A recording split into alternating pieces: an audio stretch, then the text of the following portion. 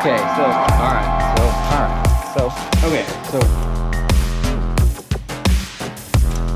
oh, man, I will fuck.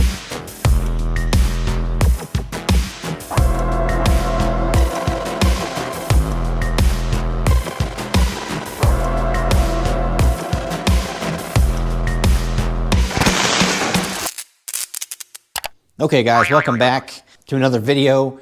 I am in this video going to address a couple things that have been bothering me. One is the bitch pin on this transmission.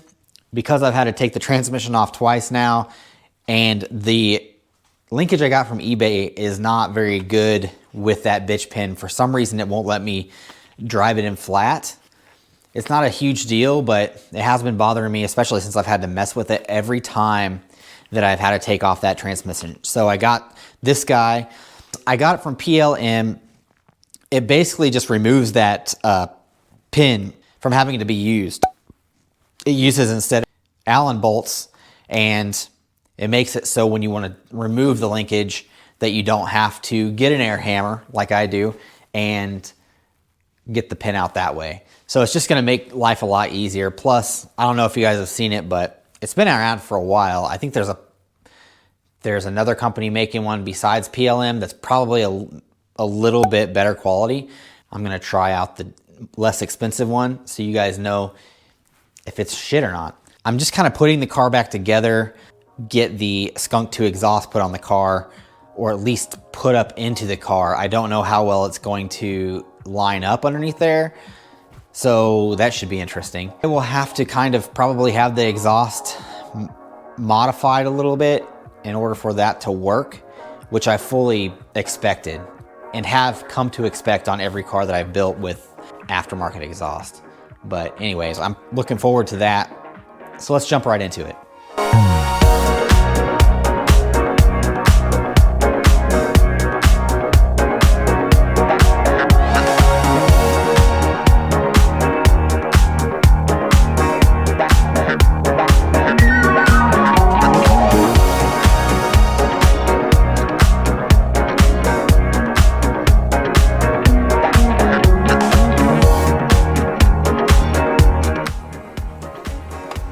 Definitely easier to do this before you put the linkage on,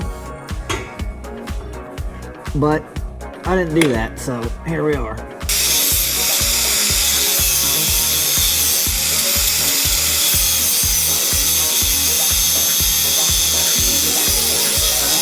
Actually, you know what? I'm gonna remove this out of here. It's 212 millimeters, and it'll be safer. Definitely gonna be a little safer on the vise here.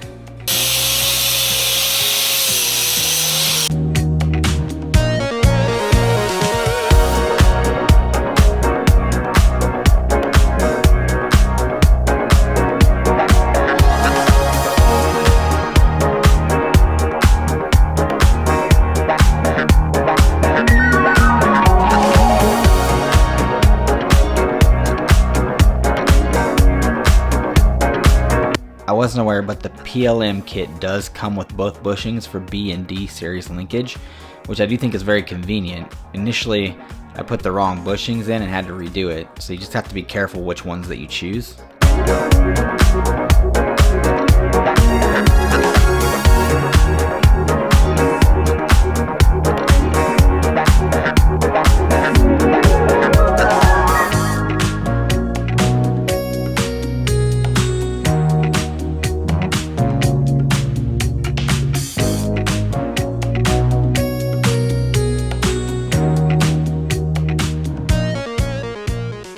Got that all installed. I'd say that's pretty much a must-have. If you are going to be taking your transmission out and putting it back in any certain amount of times, that is a game changer, to be honest. So if we're looking at the gear shifter, it's tight. I definitely need a new short throw though as well.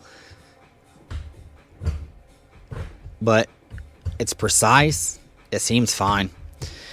I don't know if I'd say there's a huge difference between this and a pin, but when it comes to just ease of maintenance or anything of that nature, then I think that that's definitely the way to go.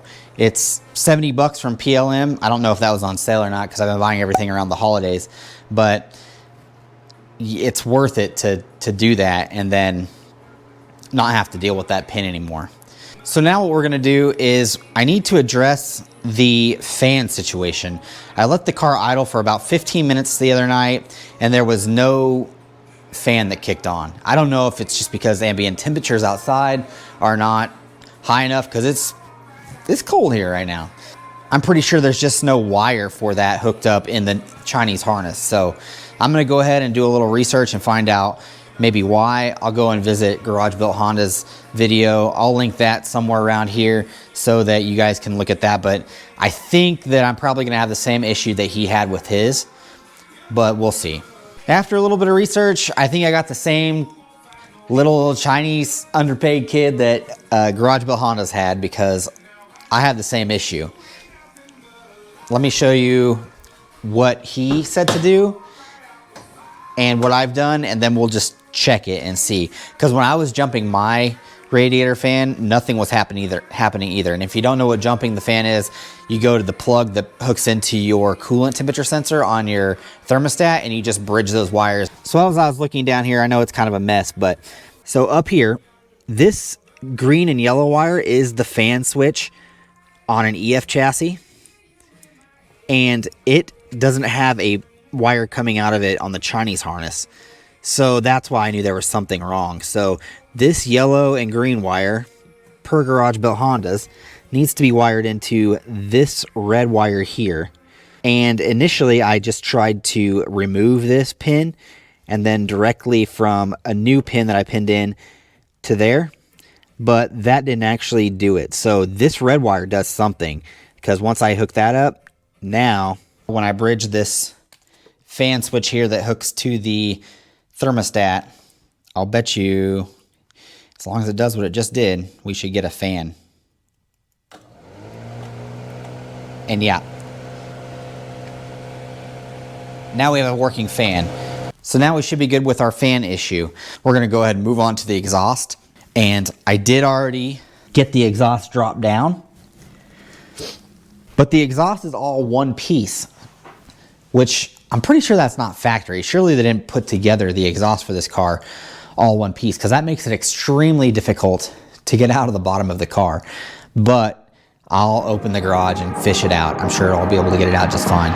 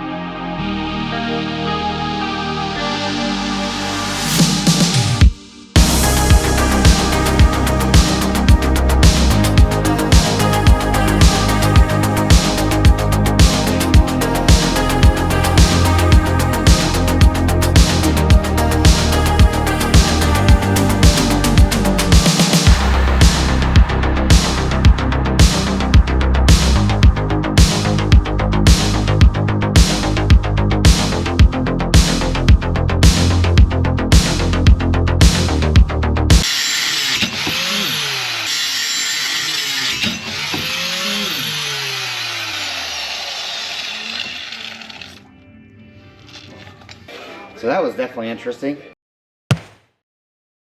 I have no wheel left. It just came off. But the exhaust is also off, so that's good. Kind of dangerous though. I'm hoping that that doesn't happen again for a while.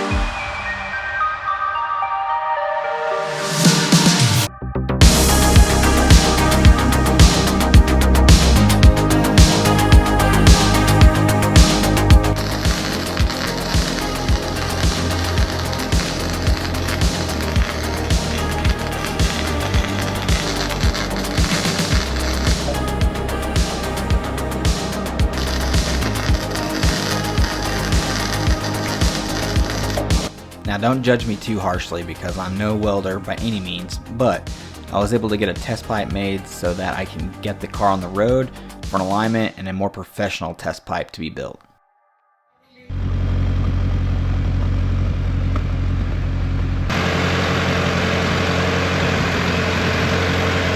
So we got the Skunk 2 exhaust on.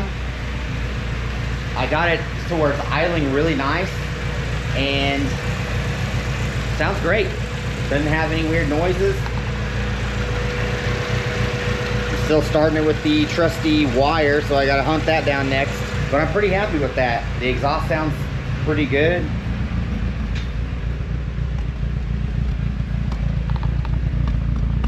I know it's hard to see, we ran out of daylight. My fan is also still not kicking on, but I'm pretty sure that's the temperature sensor in the thermostat, because if I jump the wire, I do get power. So I changed that whenever I rebuilt the engine, so I'm not really sure why it's not working, but I'll probably end up changing it back to the old one just to see if that makes a difference. I don't know, maybe they sold me a faulty temperature switch or something. I don't know, could have been that. All right, guys, so big day. Big day. We're gonna take this baby on its first drive. We don't have any leaks underneath the car. Little wet spot there. Changed out the fan switch last night because something seems weird about this one. It's like the sensor itself turns. I don't know. So we went back to the old one. That one was actually a new one, but maybe it was faulty when I got it. I don't know. But we're going to close the hood, get it off of jack stands, and then take it for a little drive around the block. Obviously not too far because we never know on the first drive. But we're getting to where we're just kind of buttoning up little things. I'm hoping to kind of move on from this. As long as we can get the engine somewhat solid, we'll be ready to go. So let me get the car off jack stands and we'll take it for a little test drive.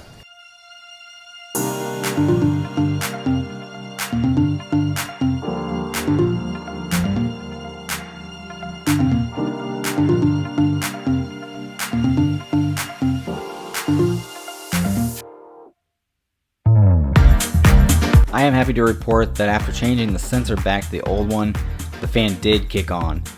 That's the thing about Amazon sensors. Sometimes they're awesome, sometimes they're not.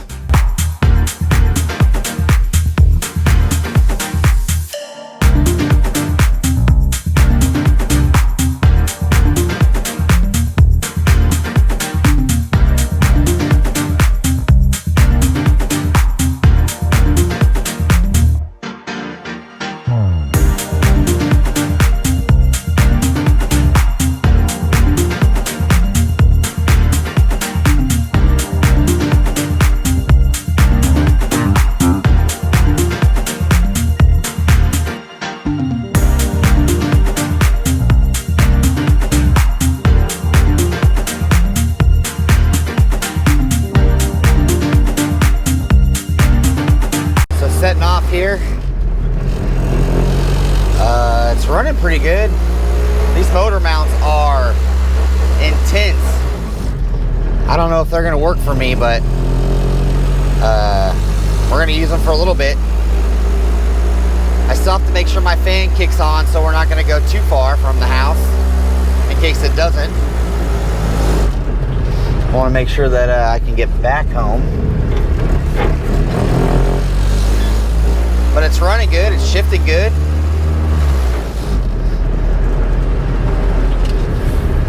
With no issues.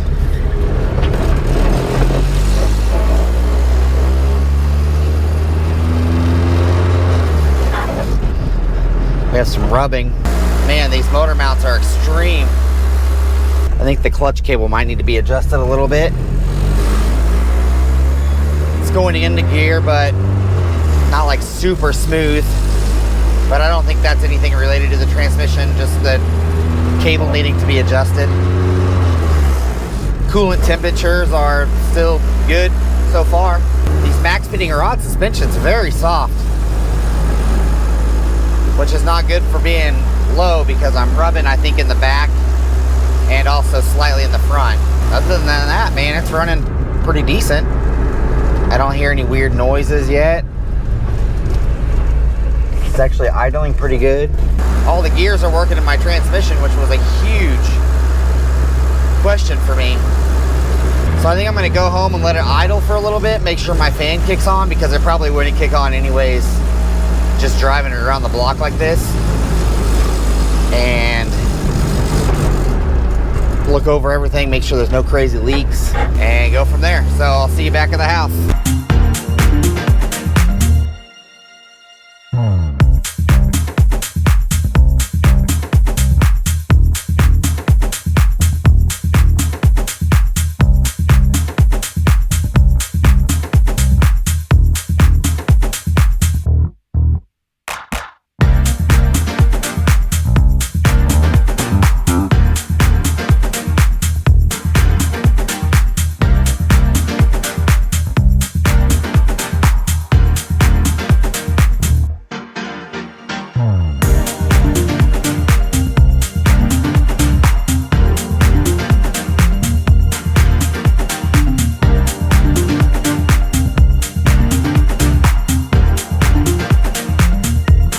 Sorry if it's windy. It's a bit windy today, but it is warm, which is nice.